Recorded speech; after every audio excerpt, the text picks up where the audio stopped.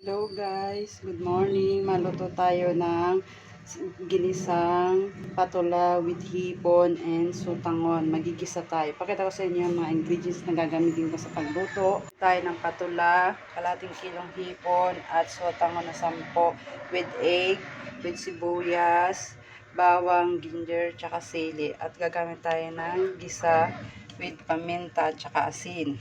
Tapos, naglagay ako sa kawali na mantika. Ayan, ganyan lang gagawin natin. Igigisa natin sa mantika. Ang una ay ginger. Igisa na natin ang luya.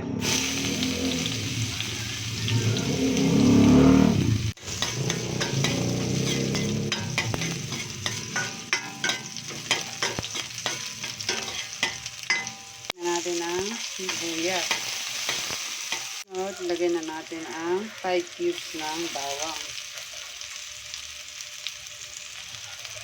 Nalagay na natin ang sibuyas, bawang. Susunod na natin ang hipon. Lagay na natin yung hipon na kalahating kilo. Haluin. Haluin. Gagamit na tayo na asin, paminta, yung ginisa.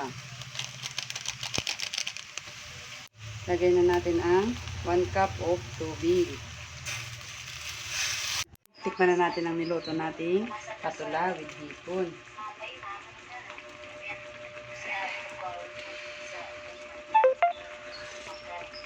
Ang sarap. Yum, yum, yum.